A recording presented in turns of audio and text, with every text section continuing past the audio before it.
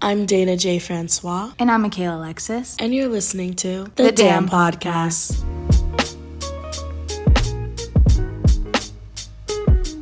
So usually we recommend that you grab a glass of wine before settling in. But today's Valentine's Day, and we're alone. So we recommend you grab that hard shit. Because we're drinking tequila tonight. So it's Valentine's Day, and we're single. You know what, Mikayla? All I need this year is wine and my Galentine. I can drink to that. Mikayla, you're single this Valentine's Day. Yeah, I am. Well then, I'll be the first one to say Happy Independence Day. Thank you. No, but seriously, you want to walk us through it? How does it feel? It fucking sucks. It's very different. It's something I'm not used to. I don't know. I mean, it's complicated. I hate to say that I'm single right now, but I am. And that's like totally fine. But it's just like a weird, how do you say this? A new territory for me, I guess. Course. For those of you who don't know, Mikayla has spent the last few Valentine's days in relationships. So this is definitely new territory for her, having the first year kind of like being single and figuring out what that means for her. Life is right now, yeah. Like I said earlier in the first podcast, I'm kind of taking it day by day and my single life day by day too. And it's kind of fun, it's kind of exciting, and it's really, really fucking weird and very uncomfortable in moments, but it's something I'm not used to, but I can get used to it. I kind of like love the single life. It's kind of fun. I love going to the clubs with Dayna and like Louise and my friends and like talking to guys and getting my drinks and shit. Just know I'm figuring my shit out. I'm living the single life and it's fucking hard. And it's frustrating, but it's also very exciting at the same time. It's very, very new for me. So I think it's also very necessary right now for me. Yeah, I think it's like the best thing for you right now. Yeah, being single right now is the best thing for me because I just like gotta love myself and take care of myself and put myself first. And I have to force myself to do that. So that's what I'm doing. So this Valentine's Day, I'm spending it single and with my best friends. And I'm excited. Okay, so enough about me being single and how confusing it is and all that shit. I'm done hearing that. But we want to make this podcast fun. Yeah. It's heartbreaking and sad right now. It's not anti-Valentine's Day. No, of course We're not not. on that vibe.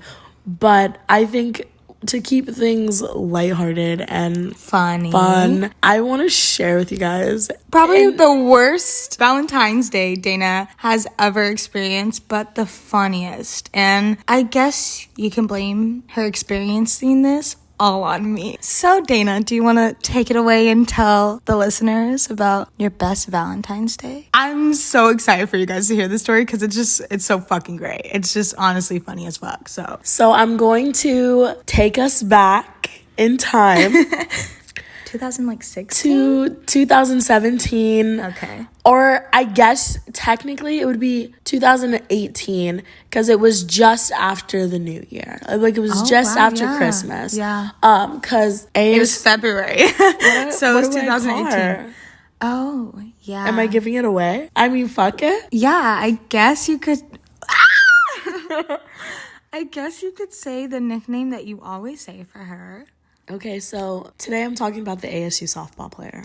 Oh. And so I don't want to get too much into her story because I do want to tell her story at a later date, but I want to give you a little bit of background information so that things kind of make sense. So this was after everything with Boysenberry Boy, and then this was also after everything with our friend, the Canadian. My favorite, personally. And so it was after I just experienced, I guess, 2 heartbreaks in a sense, and I just kind of felt defeated and lost, and I was still like questioning. But after the Canadian, I was like, I think I'm ready for this. I think I can date girls. If you didn't get that, the Canadian was a woman And Boysenberry Boy was a male. Yeah. So So yeah, I was like, I think that I can date women. I think I'm ready to take that step out of the fucking closet and see what this sapphic life is all about. And I was, I was just thought I was ready. The ASU softball player quickly showed me that I was not as ready as I thought I was. But we're getting into that. So it's early 2018. I am not even... You just like came out to me. Yeah, I wasn't even 18 yet. Was I 18? Wait. I was 18. You were. You came out to me 2016, right? No, I came out to you like right before this happened. Because I was like, I don't know what to do. I don't know what to do, and I need to talk to someone about it. Oh, no, I already had a feeling that you were. Yeah, as did everybody. 2016. As did everyone. She would slip a lot. She would be like, oh, I'm going to go hang out with him or this and that. But then she was like, she's just like this and that. I'm like, huh? And she's like, he's just like this. And I'm like, okay, girl. Like, it's good. And then the way that she was obsessed with, like, Lana Priya for, like, the longest time. So, and Sierra Mitchell. What's her name? Shay Mitchell. She's like obsessed with Shay Mitchell and Lana Parrilla, and like that was her screensavers and shit growing up. And also, let's not even talk about the fact that she always shipped women loving lesbians. Yes, she always shipped women together. Moving swiftly along. I knew from the get-go. I mean, no, I didn't, but like I didn't say that when you told me. I asked you if you were in love with me, and you said no, and it broke my heart. Anyways. She's going off on a tangent here, so let me rail you. Sorry. Yes. Let me rein us back in. So I am dealing with this heartbreak of an unrequited type, and it was with my first like feelings for a woman, and I was like, okay, I think I can do this. She didn't want to do it with me, so it was fine. So I was like, I need to find someone who wants to do it with me. And also the Canadian was in Canada. So there was no doing to be have, by the way. And I wasn't like meaning fuck me. I was just meaning about like the relationship type, but like also that as well. Anyways, so I decided like, okay, you can do this. You can take that step out of the closet and you can just change your online dating preferences. So I did. She did. And she was one of the very first women that I matched with, and we started talking, and she just seemed cool. We started talking. We matched like right around Christmas. So I think we talked Christmas, New Year's. And she was from California. And obviously I lived in Arizona. She was home on holiday break. So she was home in California at that time. So that's why we were just texting so much. And she came back after break and was like, let's meet up, Yeah. And we did, and we went on a few dates. It was like fun, but I was still very like reserved. I obviously was like just kind of going through it still. It was very much still kind of it was very still new, like the dealing with like my trauma of my mom and dealing with everything with Boysenberry Boy and everything with the Canadian. And I think I didn't like allow myself to process each of those. I just was like, shove it down, keep going. It happened, push move forward. Yeah. So I just kept pushing it forward. And so I was with this girl and I was just very reserved. I didn't share a lot of like myself with her. So I didn't understand like why she developed feelings so quickly or so like in such a like intense factor. Yeah, and she didn't know anything about your life. And I mean anything. She didn't even know Dayna's like mom passed away. She didn't know anything personal about Dayna. She probably didn't even know Dayna's favorite fucking color. It's yellow, by the way. But there's just things that she just didn't know. And it was honestly kind of shocking and surprising when you hear the story, because you're kind of just like, you don't even know me. Like, we've been on a couple of dates. You don't even know me. So why are you like in love with me the way that you are? And it was, it's really funny because when I think about the ASU softball player, when I think about her, I finally understand that whole stereotypical lesbian, like, oh, what does a lesbian bring on the second day? A U-Haul. And I never really, I always thought that was stupid. But then suddenly I was like, oh, so she's got the U-Haul outside my front house. Okay, now it makes sense. But can you describe what you mean by U-Haul? So they just mean by the second date, lesbians are basically like living together, married basically. Like they just move so quickly in relationships. So let me just kind of jump in. We had gone on a few dates and it was literally the weekend before Valentine's Day. So it was literally Saturday, Sunday, and then I think Valentine's Day was either like that Tuesday or Wednesday of the following week. We had just gone on a date on Saturday and she was like, I want to see you again. Like, And that was your first date? no, it was our, I think, second or third. Okay.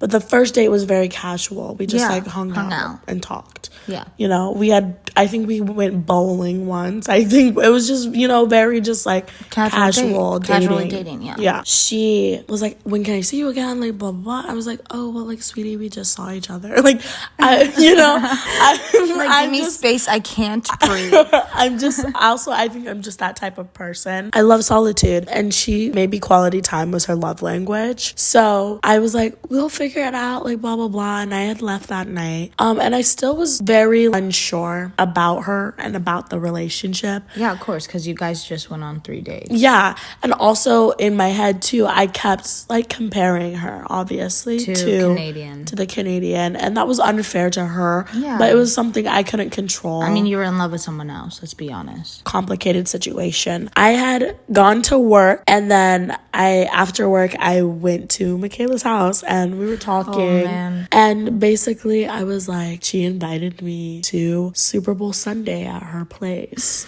And she said, like, a couple of her friends from the softball team were going to be there. And it was just like a casual little hangout. But I don't know if I should go. I feel kind of like weird about it. I just feel like we just saw each other. Like maybe we should just like give it a little time, And Mikayla was like, no. I want to say right now, if you have a fucking gut feeling, follow that gut feeling, because Dayna later on, like, describing it was like a gut feeling to her, but I thought it was just like jitters and like she was scared, and like I said, she was new to her because it was like the first girl that she was like actually seeing like that in person that much, so I was like, just go, like, don't let your fear get the best of you, like, just go, like, you're gonna love it, you're gonna have fun, her friends are gonna be there, it's not gonna be that awkward. But also, Dayna around a lot of people that she doesn't know is very awkward for her. Obviously, I know that a lot more now, but in high school I was a stupid idiot, so I was like, just go, like, you'll be fine. Like, I'm an extrovert, Dayna's an introvert, so I was like, go, like, you're good, like, you could do this, like, just, you're gonna have fun, like, don't regret not going, And she was like, I talked her in, basically. I literally talked her into doing it, and she was like, okay, I'll do it. I was like, yeah, like, you go, girl, like, you got this. Go to her house and have a good time. Watch the football game, even though you don't give a fuck about football. Like, have a good time, So after Mikayla had essentially convinced me to go, I texted her and was like, okay, I'll come. And she was like, yes, oh, awesome, so exciting. Like, I'm excited for you to, like, meet some of my friends. And I was like, okay. Because I had already obviously met, like, her roommates because, like, I'd gone to, like, her apartment a few times, Yeah. So I had met her roommates and they were also on the team with her, but like this would be a couple more of them, I guess. Yes. So whatever, it's Super Bowl Sunday. Football. Yeah, I was very much like not even like a little bit interested. So basically, I pull up to her apartment. I get there and I bring some of like my fucking Panera Bread cookies and pastries because I was working at Panera Bread at the time, and she was like so happy that I did that because who doesn't fucking love Panera Bread cookies? I come up to their place. I see the roommates. We all talk like, oh, hi, like I was just starting to get to know them and like starting to get comfortable around them. I get there and she was like, oh, you should go put your stuff down like in my room. Oh my gosh, I'm gonna fucking scream. And I was like, okay, yeah, sure, I'll do that. So I put like the cookies down on the counter and I go to her room to like put my stuff down, and I take literally 3 steps into this girl's room, and laid out on her desk right by the door is like a big setup, like a whole thing, like Valentine's, chocolate, flowers, a stuffed giraffe, because which Dayna still has till this day. Which is like, I was like, okay, she knew one thing about me. She knew that giraffes were my favorite animal. It was like this really cute stuffed giraffe. The giraffe was holding a little card that was like, will you be my girlfriend?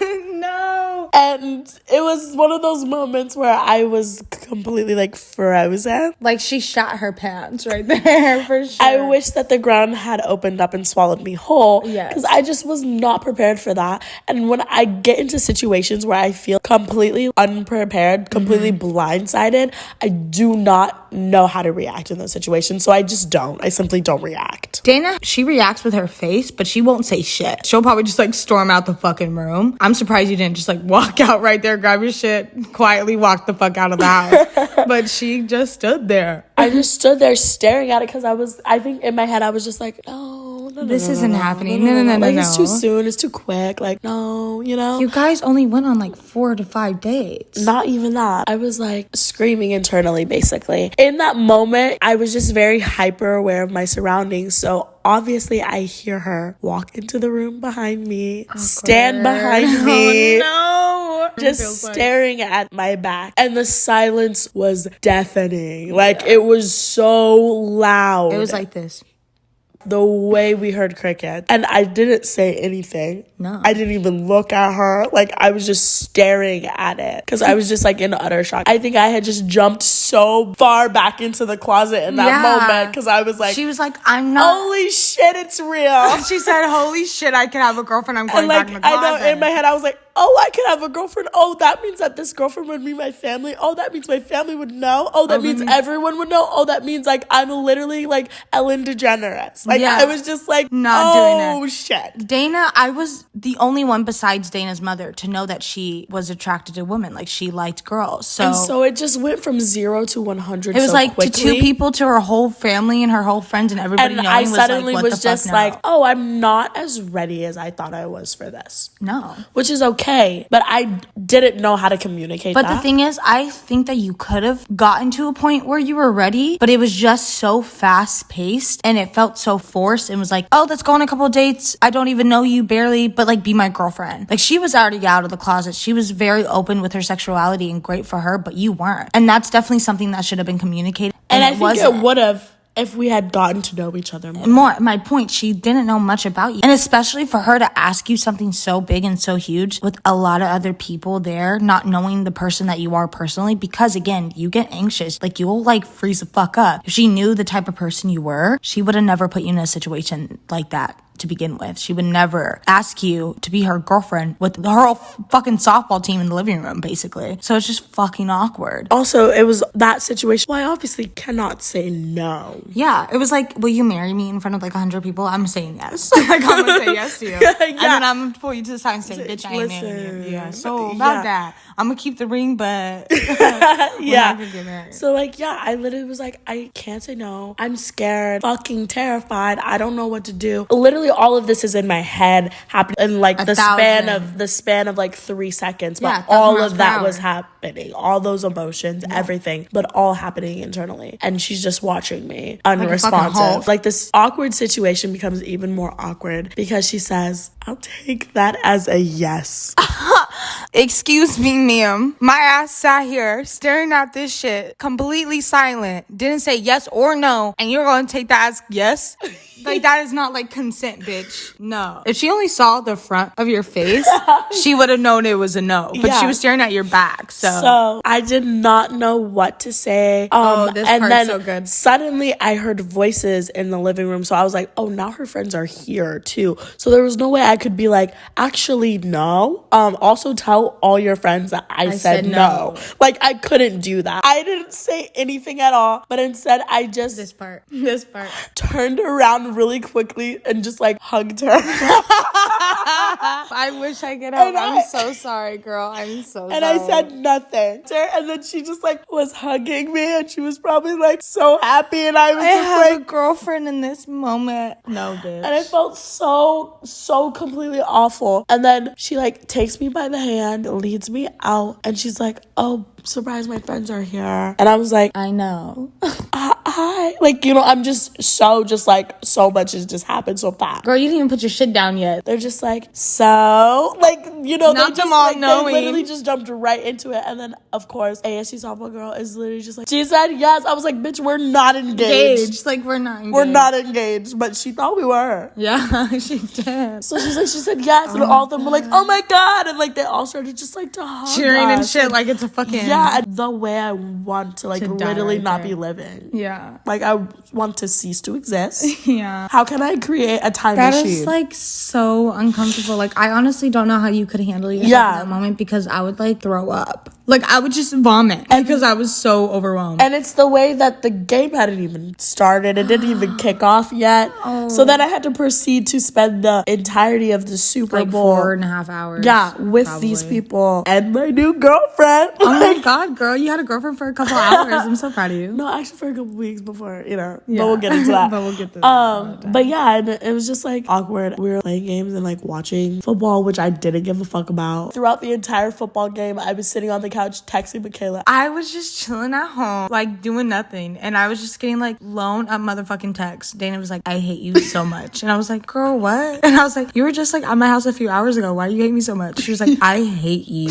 And I was like, can you tell me what? No, I hate you. I hate you. I hate you. She's like, you did this to me. She's like, what are you talking about? I'm in this situation right now because of you. And I'm like, girl, what the fuck are you? What are you talking about? Did you go? Like, what happened? I'm freaking the fuck out because I'm like, did I do something? Like, she just keeps saying, I hate you. I'll tell you later. And I'm like, Dayna. But yeah, that was first time, like the beginning of a first relationship with a woman, but it like didn't Ended last very, long. very fast. And We'll get into that though. And you guys will soon later on, like you guys soon will later Mowing the lawn. move. And you guys soon will later on hear the story on how that relationship ended and how it ended. And it's also very funny. But yeah, that's Dayna's story on her very fun, interesting Valentine's Day. And yeah, how she almost had to come out of the closet sooner than she wanted to. But yeah. So I think after reliving that, I might be having war flashbacks. No. No, but seriously, just thinking about that time makes me really grateful. Yeah. To just like be surrounded by like love in any kind of form that is just reciprocated. Yeah, reciprocated love, not unrequited. No, but yeah, I think especially like this Valentine's Day, like being single, I think it just reminds you that love can come from like anywhere. It can come from your family, it can come from your friend. But yeah, it just makes me just thankful to like have you, like my roomie, my Galentine. Oh my gosh, my Galentine. But it also reminded me that like we haven't even really talked about us. There's an us. We haven't really like talked about like our story. So I think we should backpedal a little bit and let everyone know, who are we and how did we meet? Okay, so Dayna and I knew each other in middle school, but we never were really friends because we were the opposite friend groups. We were in the complete opposite friend groups. We were doing completely different things, you know? And so we never really talked then. Never in a million years did I ever think that I was going to be best friends with Dayna. And neither did Dayna think that she would. No, like Dayna really didn't think she would ever be best friends with me. But here I am. We became closer in high school. Yeah, so I went to a different high school the first half of my freshman year. And then I transferred to the high school that she went to and some of our other friends from junior high. We had lunch together our freshman year, and we sat together at lunch with some of our other friends. And it wasn't until I think when we decided to try out For the cheer team. Mikayla was already like on it, but she was like, you should do it. She sure did. And she made the team. That whole summer, we were up at like 4:30 in the morning and got to school at 5 o'clock in the morning to like 7 to 8 o'clock in the morning. And we spent every time together. And we continued to hang out all summer. And that summer is when we developed our friendship and we became best friends. Obviously, Mikayla had another best friend at that time. I just kind of was in limbo, I think, because I had obviously had that like best friend relationship that I had ended at the beginning of my freshman year. I obviously had started getting to know Mikayla a lot, and I was just like, she's a very sweet girl. She's just a very nice person. And I just noticed that the person that she chose to be like her best friend just wasn't very nice. It wasn't. And she didn't really treat her very well. Honestly, nice people deserve nice friends. And I think that was one of the reasons why I was like, well, I'm going to kind of just take this girl in. We both needed better friends in our lives. Well, let's just be that for each other. Yeah, and I even remember like talking to my mom about it and telling her about Mikayla and the friendship situation. Yeah, and she was like, seems like she just kind of takes advantage of her and just tells me what to do. And just, it doesn't seem like a friendship. It just seems more of kind of just like controlling. Yeah. And it was really kind of interesting to me too, because I noticed that, and I'm the type of person, I will kind of just tell you how I feel, or I'll just not be bothered with you. Yeah. And there was just so many people that I was like, I don't want to give energy to people when it's not reciprocated. Yeah. Especially after losing a friendship of so many years. So many years and such importance to me. So when this girl was just not very nice to who she claimed was her best friend, I was just like, I don't want to have that kind of person in my circle. Yeah. Honestly. So I kind of was distant with her. Yeah. I was never like rude, obviously, but I was distant with her and she noticed. Yeah, she didn't like it. She didn't like that I didn't want to be her best friend. And she didn't like that I wanted to be Mikayla's. Yeah. Why don't you like me, but you like Mikayla? It was kind of like a jealousy thing. And she was also jealous that I liked you. And she saw the connection that we had and the friendship that we were building. She was like, no, that's my best friend. You're not going to take my best friend. Yeah. And you were like, yeah, I am. Well, I was like, because you just don't treat her nicely. So yeah. We were kind of talking about it earlier about how it was just kind of funny, just like certain things, how it went down. Because I wasn't bothered with her and she noticed, she would just kind of become very fixated. Yeah. On me, like, why doesn't she like me? Like, yeah. You know, anything that we would have in common or anything, she'll cling to it. She would cling to it. Any kind of thing that could be considered like an inside joke, she just would take it and she would run with it for so long that it just became annoying. You know? Yeah. Oh, I remember that. Yeah. Yeah. And just, how can I do this in like a respectful way? But honestly, in the same way, I was like, how can we phase this girl out? And also, the girl that we're talking about, she didn't have lunch with us. Yeah. So the people at lunch, we all hung out and we were honestly really cool. We were all really close. Like, we all liked each other. And that was like a way of us like kind of getting to know each other more. So Dayna told us about her birthday party and was like, yeah, come, you know, invited us obviously. And then you obviously sent out invitations too. Yeah. So I had a birthday party and I invited a bunch of people from school and stuff. But I only invited like a smaller group to stay the night. I don't even know if I invited that girl to the party at all. You didn't. I remember telling her about it and she didn't know. Oh, yeah. Yeah, you didn't. But like at the same time, you guys weren't like friends close. Yeah. You just talked to her because you were talking to me. You just didn't have that connection, friendship with her. So like, why even force it? Yeah, I had like a smaller group of people at the slumber party, and we basically, it was mainly like me and Katya orchestrated it. Yeah. But we just like sat Mikayla down and was kind of like, welcome to your intervention. Yeah. And we basically just sat her down and we're like, we're gonna like paint you a picture because you're not seeing it. Yeah. So we just showed her basically what was right in front of her. And we're like, toxic Mikayla, like, you're not being treated well. No. I think having several of like her friends that she got obviously really close to too over the last like few like weeks and months. I think that she took shit, like, holy shit. Yeah, because honestly, I realized it, and there were moments where I was starting like putting my foot down more and more because I was around you guys so much more than just around her. So you guys were so kind to me all the time. And when she would do certain things, I was like, oh, that's not really nice. Like, you guys wouldn't really do that. And I was starting to get irritated with her and fight back. And it was kind of like awkward and it was kind of weird. And so when you guys sat me down to talk to me about it, I like knew kind of. I already been feeling that this relationship's not right. This relationship's weird. And I didn't understand what like a toxic friendship relationship could be then. Because, you know, I was fucking 15 years old. Yeah. So I was like 14, I think. Yeah. But you guys sat me down and was like, hey, this is unhealthy. The way that she talks to you, the way she like walks on over you, the way that she's like, go get me this.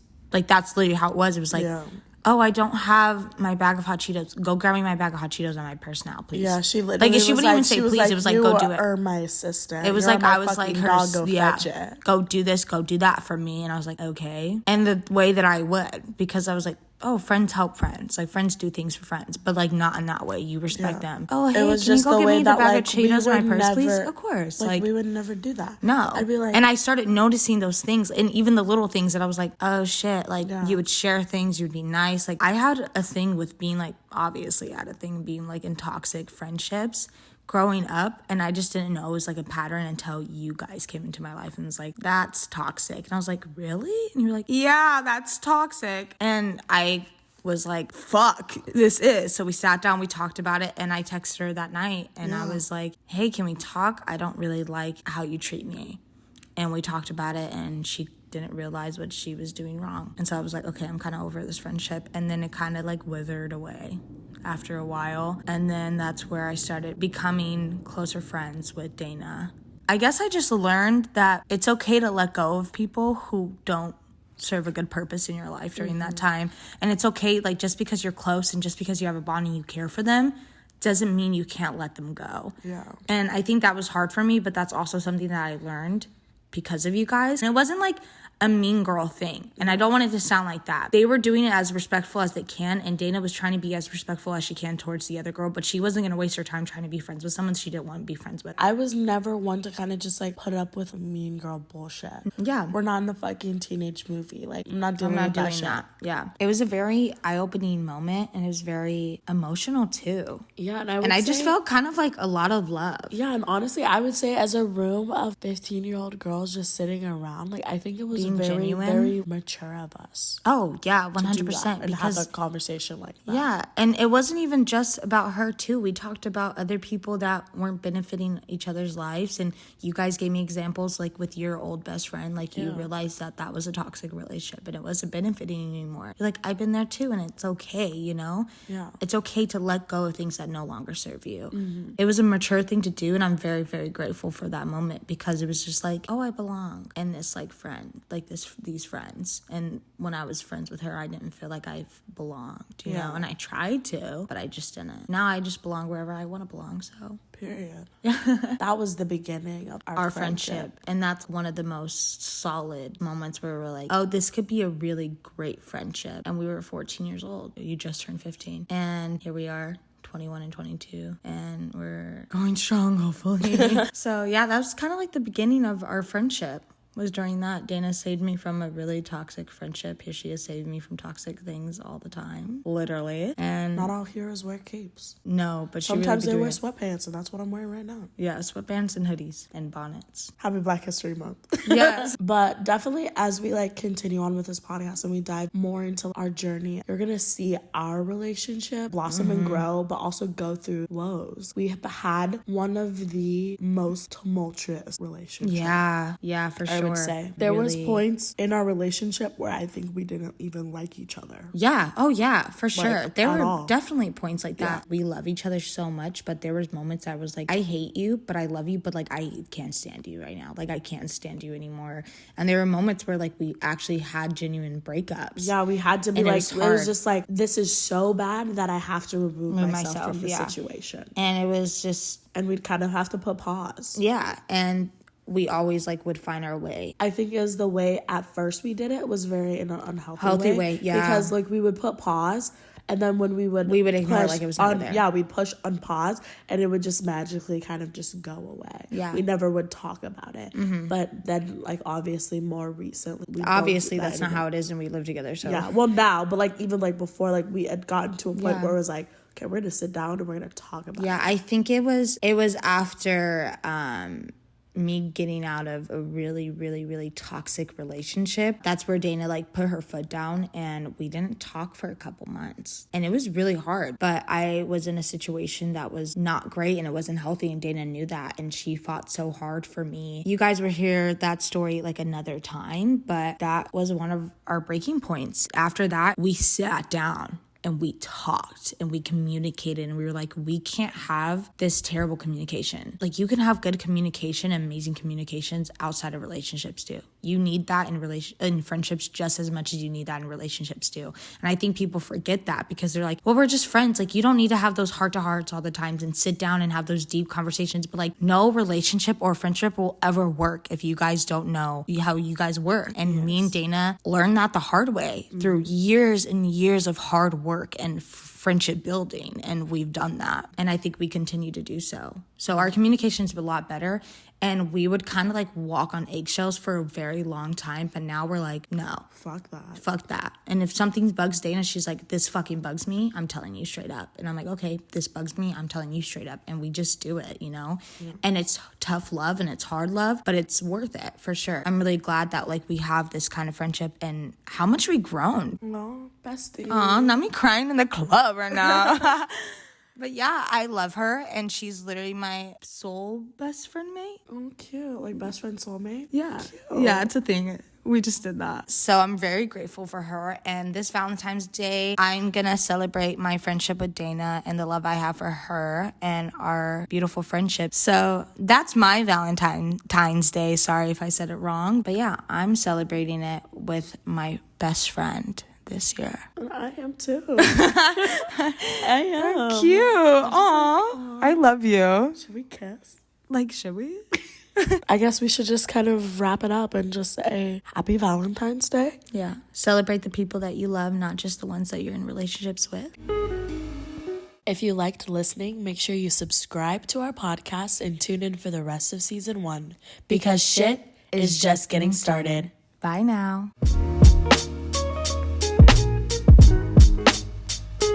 Hello?